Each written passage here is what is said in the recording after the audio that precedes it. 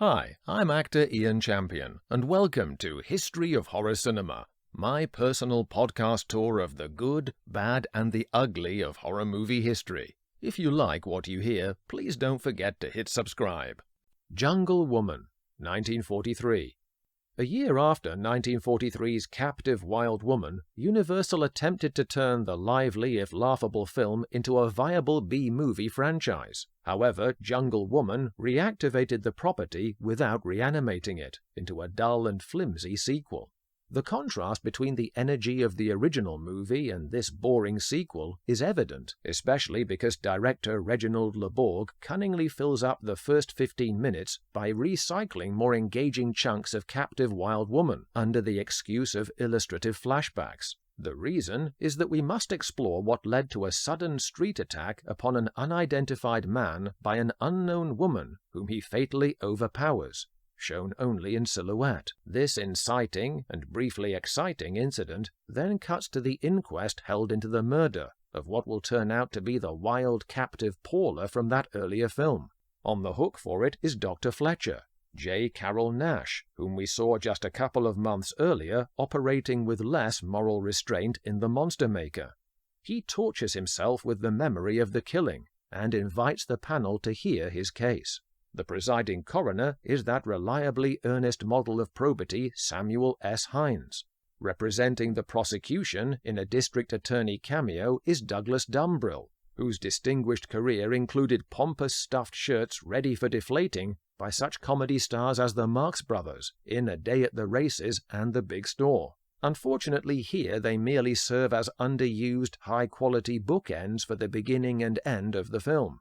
Evelyn Ankers and Milburn Stone return to add legitimacy as Beth and Fred Mason to the introduction of large chunks of the previous movie. Here, our memories are refreshed by the rousing circus footage of real-life animal trainer Clyde Beatty and his big cats, who double for Fred, which proved doubly cost-effective for Universal since it was now the second time Beatty's scenes from 1933's The Big Cage have featured in other films. There's a fleeting glimpse of John Carradine's evil Dr. Sigmund Walters, and then a reminder of Paula, Acquanetta, and her impressive supernatural remote control of the wild animals that Fred trains. Ironically, as we shall see once again, Paula's spooky influence may soothe the savage breast, but she cannot discipline the primitive emotions seething within her.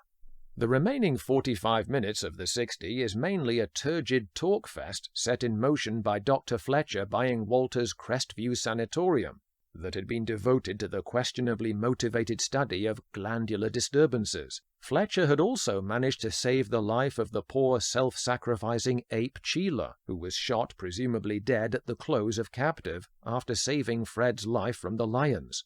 After the ape goes missing, Fletcher's slow-witted henchman, Willie, Eddie Hyans, comes back with a far more attractive bonus in the comely yet mute form of Acquanetta's Paula. Listeners to my previous podcast will recall that her dark, exotic beauty, dubbed disingenuously by the studio as the Venezuelan volcano, disguised Acquanetta's less captivating real identity of Mildred Davenport from Wyoming. It also offset to some extent the fact that she was a lousy actress. Acquanetta is able to manifest a brief glare of passion, but anything with greater depth is beyond her. Sadly, whoever takes the role of Paula has to evince more raw bestial power than the virtually catatonic state she can get away with when first taken into Fletcher's care. Her later, outstretched arm assault on Fletcher in his study is so unconvincing it looks like sleepwalking. Fletcher is unable to awaken Paula from her lack of talent, but then events take a turn when his daughter Joan, Lois Collier, and her handsome fiancé Bob, Richard David, turn up. Like Douglas Dumbrill, Collier played opposite the Marx Brothers and Abbott and Costello, twice in The Naughty Nineties and A Night in Casablanca. There are no intentional laughs here, though. Instead, man-eater Paula is so attracted to Bob that her silence is broken. "Hello, my name is Paula," she says instantly at his side. Clearly, she is stimulated by something far more potent than clinical science can offer. Fletcher is overjoyed at the breakthrough. Joan, witnessing this sudden feminine magnetism, less so. Bemused Bob is flattered by Paula's attention, yet happy in his proposed wedding plans with Joan. Paula has other ideas, and when the two lovebirds take a canoe out on the river, she dives in, and after killing Willie, who is secretly following them, capsizes them.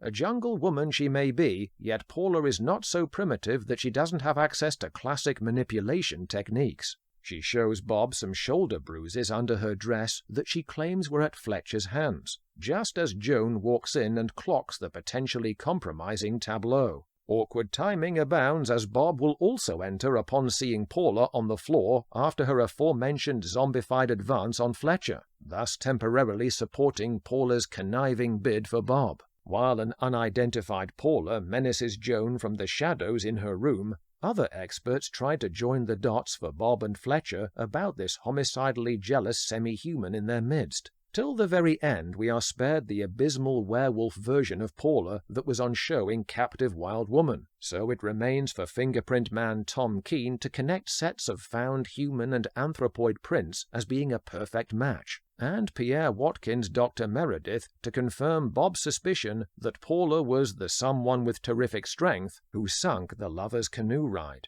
Eventually, we are driven to the fateful murder of Paula by Fletcher, an inadvertent overdose injection by him in the struggle. The DA thinks he has a clear conviction based on admission of guilt until the coroner requests that they all view the body with him at the morgue.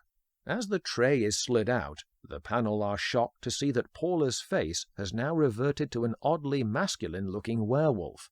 One look at this hairy exhibit, and Dubril concedes, "My apologies, Dr. Fletcher." A final faux biblical quote sends us away with a warning that the evil that man has wrought shall in the end destroy itself. A far more apt warning would be buyer beware. In trying to perpetuate a wild creature franchise from this material, Universal only made a monkey out of paying audiences. Jungle Woman did spawn another sequel, Jungle Captive, which possibly wisely had no cast or director associations with the previous movies. Stay tuned. Jungle Captive, 1945. Jungle Captive was an unwanted second sequel shambling in the footsteps of Captive Wild Woman and Jungle Woman. By this third story, what is left is merely the most functional and boring of B-movie programmers. Even the stupefyingly unemotive Acquanetta wasn't available to once again play Paula Dupree, alias the Ape Woman, replaced by Vicky Lane, an attractive Irish actress who later released albums as a jazz singer. She may as well have been vamping, since she figures only in the last half of the movie, and even then is a cipher until a climactic brief flurry of vengeful furry wrath. Director Harold Young, whom we saw earlier tackling the equally low-wattage The Frozen Ghost, marks time shooting Dwight V. Babcock and M. Coates Webster's supremely dull script, in which the only creditable aspect is the continuity of Dupree's fuzz-faced form being stolen from her exact resting place in Jungle Woman, that of a morgue tray. This time, Dupree is on the receiving end of pioneering treatment by biochemist Mr. Stendhal, who has already managed to bring back a rabbit from death on the operating table. However, Stendhal is a miscast Otto Kruger, too much the relaxed avuncular scientist for the megalomaniac required here. He was better employed as the heroic Jeffrey Garth in Universal's Dracula's Daughter back in 1936.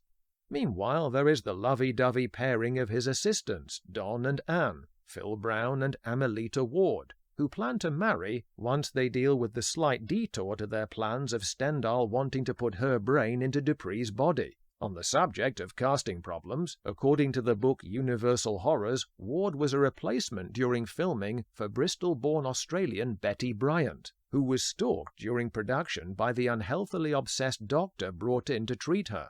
Nothing so eventful occurs on screen, though, despite a marginal flicker of interest in seeing another role for poor acromegaly-afflicted Rondo Hatton. At least he has dialogue in this movie after his silent menace duty in the Sherlock Holmes entry Pearl of Death, which we saw in an earlier episode.